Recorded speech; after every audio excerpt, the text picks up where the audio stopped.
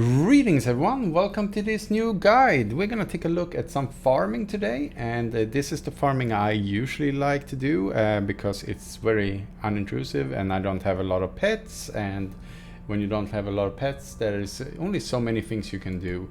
I do have one pet though that will help me. It's gonna be, where is it? Let's go to the, it's gonna be the cube pet. I have it at level 2. Level 2 doesn't do anything. It's level 1. Level 2 gives me extra drop quantity, but I'm not using it in the map, so it's completely useless. But it has a chance of doubling up the loot here, which happens once in a while, but it's not massive. Otherwise, something that will also help me is the outlaw pet. I have it at level 1 here, so obviously that only affects the outlaw mechanic, so sometimes that doubles up also.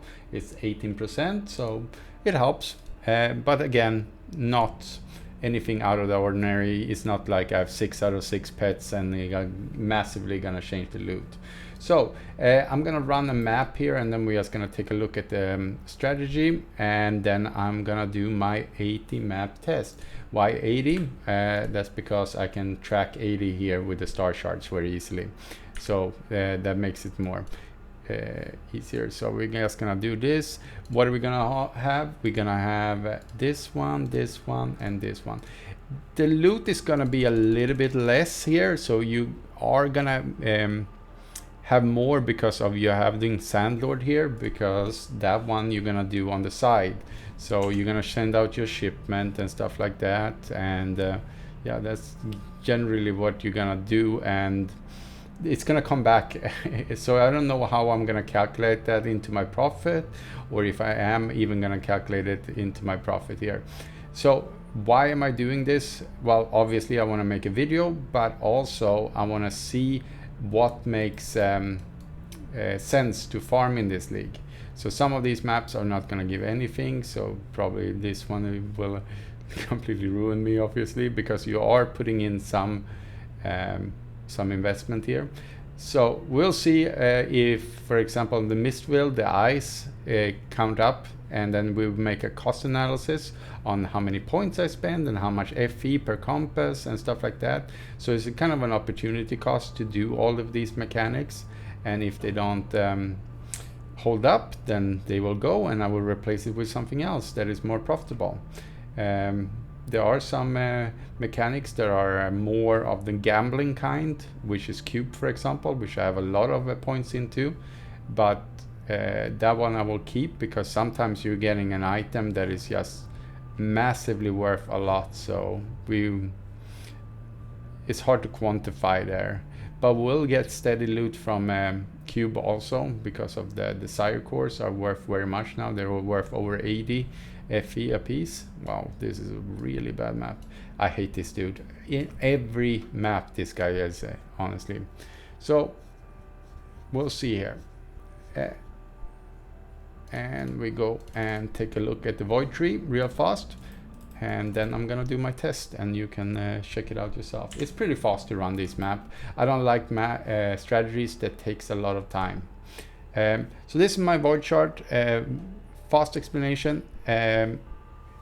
Every point in here, I know people are not normally taking these because you're getting less rolls in the end, but you're getting, every time you get a craving cube, that is the little cube symbol that you can get as an option, you have a 15% chance of getting desire cores. I'm getting quite a lot of those, so I like to have it. Plus you don't need to sit there and roll forever, so sometimes if you don't have this, you have to sit there for like 10-15 seconds longer. The eyes, I have everything except this. I tried with this, but most of the activation mediums are completely useless because you cannot get the really high ones anyway. You have to do the Mistville mechanic. So I'm just picking up the eyes that drops, and they sell for 0.6 at least for yesterday. We'll see what they sell for today. And then I only take these because we have the compass for it, so it's very easy. By the way, the Mistville, if you have here all the points, it stacks on top of each other, which is very nice. And then I have 1 point over. I just took it 1 point into quantity there. Did I have any other points here? No. In this one, it's just more loot. I'm never dying anyway, so yeah, more loot and more rare cards. It's very good. And let's just take a fast look at what I'm doing here also. We are doing Sandlord. It's about 4 FE for this one, so it's quite a hefty price. But I've gotten some shipment. I send out 2 shipments every day. Please look at my video for how I do my Sandlord, and some come back with like 2000 FE, sometimes come back with just a couple of hundred, so it's very random. And we obviously do a turnout. This means there's going to be a boss in every map. It's about 2 FE for this one, or a little bit under, I think. There's 1 FE for the eyes, and the 2 FE for the cube mechanic, which is fairly cheap otherwise.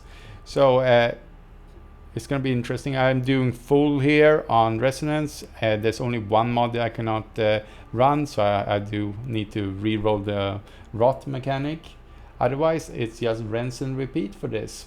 Hopefully I didn't miss anything, and I will be back with the results when I've done my 18 map test. See you then.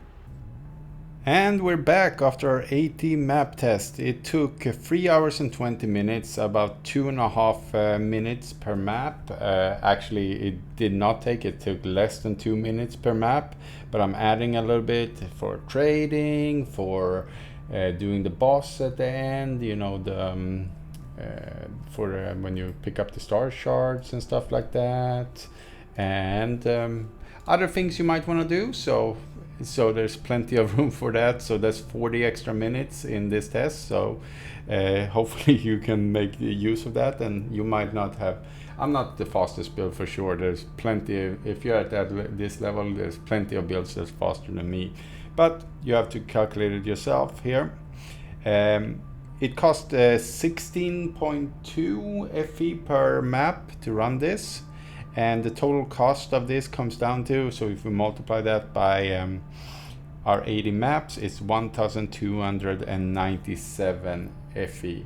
So it's quite a hefty cost, but we made quite a profit. So I just want to go through each individual thing here, and we might need to change some things around because they didn't really pan out. And I want to point out very much here that I'm excluding lucky drops. I will take a look here. I got this ring here, which is 1,800, so I'm not going to include that, and I'm not going to include this slate either.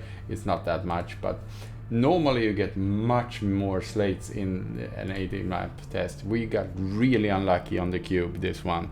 Extremely unlucky. Nothing procced.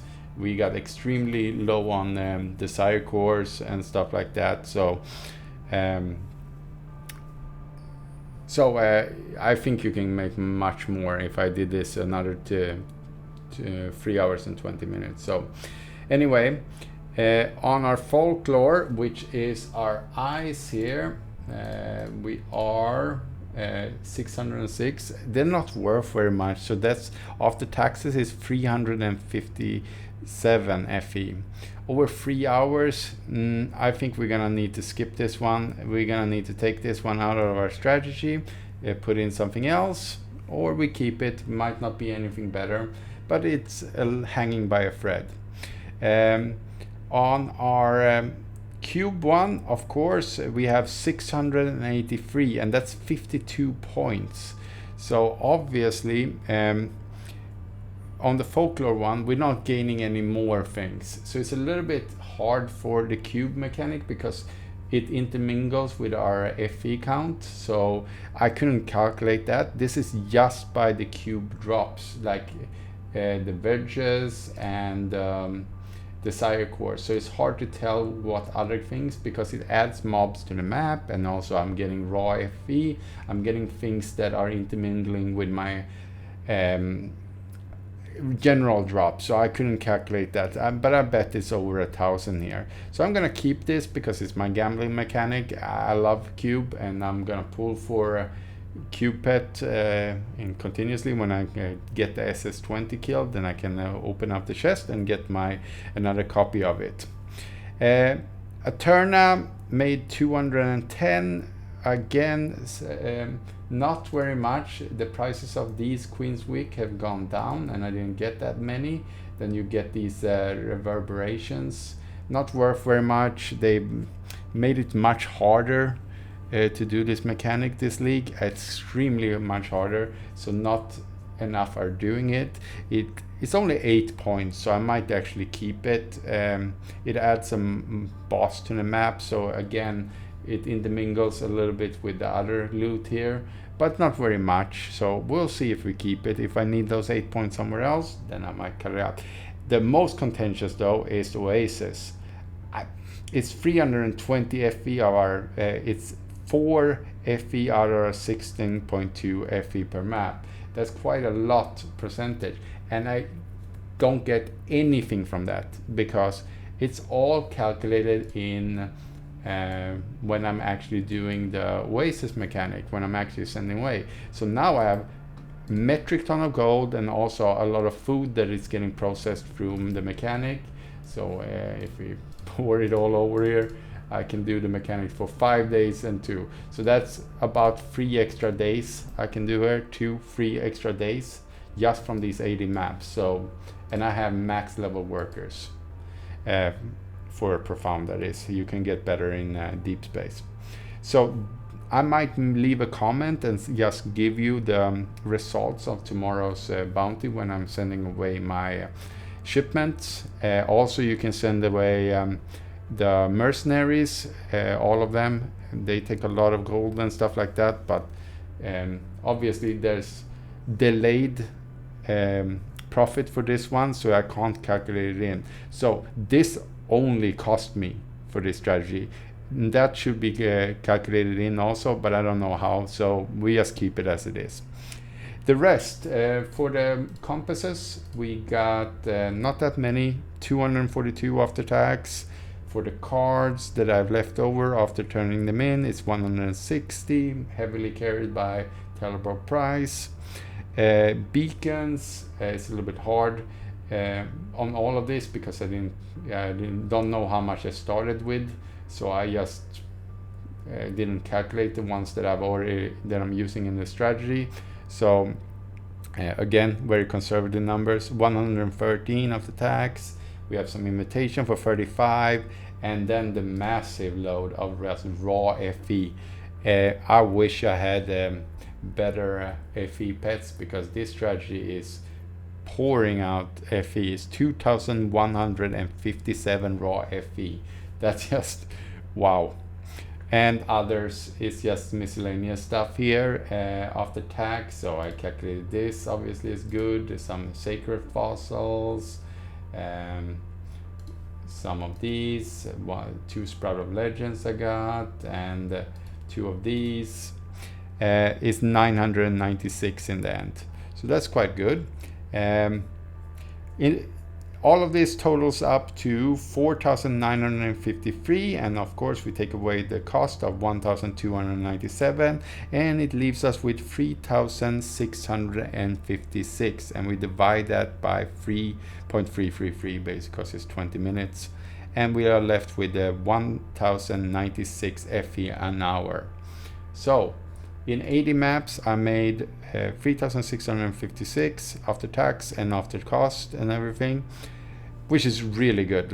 And then obviously I didn't calculate it in the Oasis, which is going to be another 1,000 to 2,000 at least, hopefully, and also the lucky drops that I got, which is another 1,596. So with that calculated in, we're well over 2,000 FE an hour, but yeah, or about there. But that's a little bit contentious, and we'll see if it actually you will make those adjustments. If you want to believe those numbers, that's not what I'm going to put in the thumbnail of this video, but those are the real numbers and what I got for these 2 hours. But if you want to take that away and just take the worst case scenario, then you can do so. Hopefully this helps everyone, and I will put the link of the farming strategy in the description below, and I will try to answer any questions you have in the comment field. So, have a good day everyone. Happy farming.